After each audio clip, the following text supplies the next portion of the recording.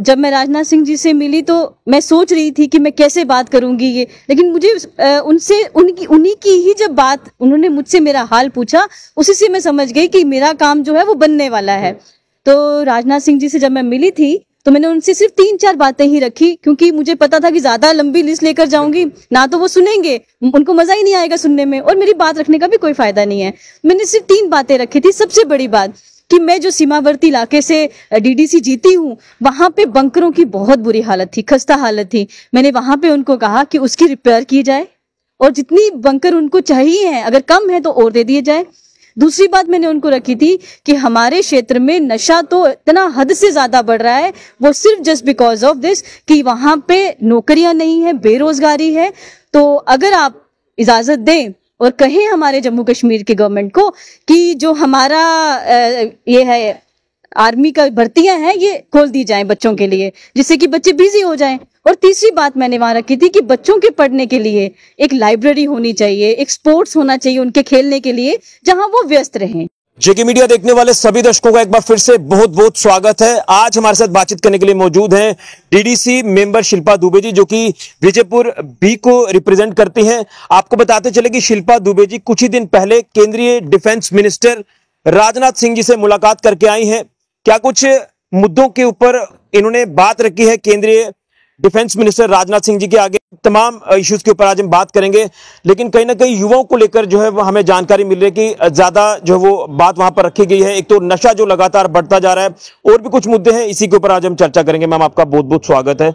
आपने defence minister Rajnath Singh ji से दिल्ली में मुलाकात की है, किन किन इश्यूज के ऊपर ये मुलाकात हुई है और क्या कुछ आपको वहां से फीडबैक मिला? सबसे पहले तो आपका बहुत बहुत शुक्रिया ऋषि जी, आपने मुझे मौका दिया अपनी बात रखने का, क्योंकि दिल्ली तो मैं रख कर आई थी, पर मैं चाहती थी जिन लोगों ने मुझे दिल्ली भेजा है और जिनकी दुआएं मेरे साथ गई थी, उनके तक भी ये बात पहुंचनी चाहिए थी। तो जब मैं राजनाथ सिंह जी से मिली तो मैं सोच रही थी कि मैं कैसे बात करूंगी ये, लेकिन मुझे उन्हीं की ही जब बात उन्होंने मुझसे मेरा हाल पूछा, उसी से मैं समझ गई कि मेरा काम जो है वो बनने वाला है।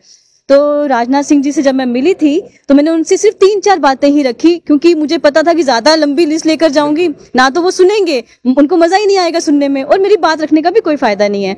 मैंने सिर्फ 3 बातें रखी थी। सबसे बड़ी बात कि मैं जो सीमावर्ती इलाके से डीडीसी जीती हूँ, वहां पे बंकरों की बहुत बुरी हालत थी, खस्ता हालत थी। मैंने वहां पे उनको कहा कि उसकी रिपेयर की जाए, और जितनी बंकर उनको चाहिए है, अगर कम है तो और दे दिए जाए। दूसरी बात मैंने उनको रखी थी कि हमारे क्षेत्र में नशा तो इतना हद से ज्यादा बढ़ रहा है, वो सिर्फ जस्ट बिकॉज ऑफ दिस कि वहां पे नौकरियां नहीं है, बेरोजगारी है। तो अगर आप इजाजत दें और कहें हमारे जम्मू कश्मीर की गवर्नमेंट को कि जो हमारा ये है आर्मी का भर्तियां हैं ये खोल दी जाएं बच्चों के लिए, जिससे कि बच्चे बिजी हो जाएं। और तीसरी बात मैंने वहां रखी थी कि बच्चों के पढ़ने के लिए एक लाइब्रेरी होनी चाहिए, एक स्पोर्ट्स होना चाहिए उनके खेलने के लिए, जहां वो व्यस्त रहें। बस यही 2-3 बातें मैंने उनके सामने रखी थी, और अच्छा लगा कि उसी टाइम उन्होंने एक्शन लिया। अभी काम होना या ना होना वो तो बात की बात है। और आपको एक बार और बता दूं कि जब उन्होंने फोन किया गवर्नर साहब के ऑफिस में, किया उनके ग्रीवेंस में, तो आपको पता है कि मैं गवर्नर साहब जी से भी बहुत बार मिली हूं, और वो ऐसे शख्स हैं जो हमारे जम्मू कश्मीर के लिए बहुत पेन लेते हैं। जब भी मैं उनसे मिलती हूँ और कोई बात रखती हूँ, वो उसी टाइम उसका एक्शन हो जाता है। तो मुझे लगता है कि ये काम भी जल्दी से जल्दी हो जाएगा।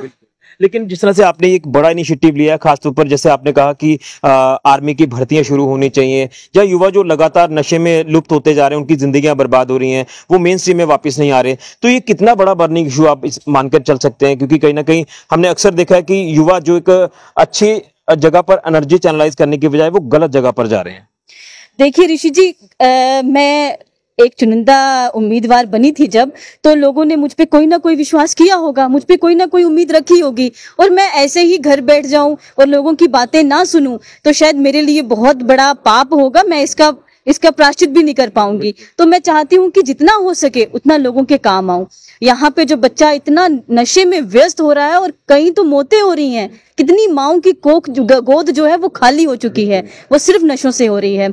इसलिए मैं चाहती हूँ कि यहाँ भर्तियां होंगी, यहाँ पे स्टेडियम बनेगा, कोई गेम जोन बनेगा, यहाँ पे लाइब्रेरी बनेगी, बच्चे व्यस्त हो जाएंगे। तो अच्छा है कि ऐसा होगा। मैं आपको बताना चाहूंगी कि मैं एक बार नहीं 3-4 बार एलजी साहब से मिली हूँ। एक बार मिली थी तो मैंने ये मुद्दा रखा था कि पेंशन को खोल दो। बंद पेंशन थी, बहुत हमारी बुजुर्ग माताएं थी जो दुखी थी, जो घर से भी कुछ नहीं मिलता था और अकेली थी, कुछ विधवा थी, कुछ ऐसी बुजुर्ग थी जिनको उनके बच्चे भी हेल्प नहीं करते थे। उनके लिए 1000 रुपया नरेंद्र भाई मोदी जी के द्वारा दिया गया, वो बहुत बड़ा वरदान था और वो बंद कर दिया था। इस चीज का मुझे बहुत फक्र है और मैं बहुत बहुत शुक्रिया करती हूँ एलजी साहब का कि मैं जब शाम को उनसे मिली थी, मैं ये वाला मेमोरेंडम लेकर गई थी कि पेंशनों को खोल दो। और आप यकीन कीजिए कि सुबह ही पेंशन खुल गई थी और मुझे फोन आ गया था ग्रीवेंस वहां से कि आपका जो एक आप लेकर आए थे मेमोरेंडम वो पूरा हो चुका है। तो अच्छा लगता है जब इतने बड़े चेयर पे बैठे हुए हमारे, जैसे डोगरी में बोलें कि एक राजा बैठे साढ़े जम्मू कश्मीर च, तो बहुत अच्छा काम कर रहे हैं। लेकिन जो लोग कहते हैं कि सुनवाई नहीं हो पाती, अगर एक इनिशिएटिव लिया जाए, खुद एक पहल की जाए, तो मुझे लगता है कि हर मुद्दे के ऊपर सुनवाई होती है। कहीं ना कहीं लोगों के अंदर एक ये वहम भी जो वो पनपता नजर आता है। ऋषि जी 100% कुछ नहीं होता है, ये मैं सुनती थी, किताबों में भी पढ़ी थी कि हाँ एफर्ट भी लगाने पड़ते हैं और कुछ बातें आप बोलो कि गलत मनवाई जाए तो वो नहीं होता है। अब आप अपनी जिद पे पड़े रहेंगे कुछ गलत मनवाने के लिए और बाद में हाय हाय का नारा लगा देंगे कि डीडीसी ने कुछ नहीं किया, ये नहीं किया। पर जो आपकी जो मांग है वो जायज भी तो होनी चाहिए, वो होती है, पूरी मेरी हुई है, मैं बाकियों की क्यों ना बोलूं कि नहीं। बिल्कुल, तो चलिए हमारे चैनल के माध्यम से क्या आपकी जो कॉन्स्टिट्यूंसी है वहां के लोगों को मैसेज रहेगा कि आपने ये तमाम बातें वहां पर रखी हैं, हालांकि कई बारी कुछ लोगों से मुलाकात नहीं भी हो पाती है, तो उनके तक आपका क्या संदेश रहेगा कि इसको लेकर पॉजिटिव रिस्पांस जो वो आपको केंद्रीय रक्षा मंत्री राजनाथ सिंह जी ने दिए है? मैं आपके माध्यम से अपने लोगों को जिन्होंने मुझे वोट दिए और बढ़ चढ़कर मुझे आशीर्वाद दिया और यहाँ तक लाया, मैं उनका बहुत बहुत तहे दिल से धन्यवाद करूंगी। क्योंकि मैं अकेली शिल्पा दुबे वहां नहीं गई थी, मेरे साथ बहुत सी जनता थी, पूरा विजयपुर मेरे साथ गया था।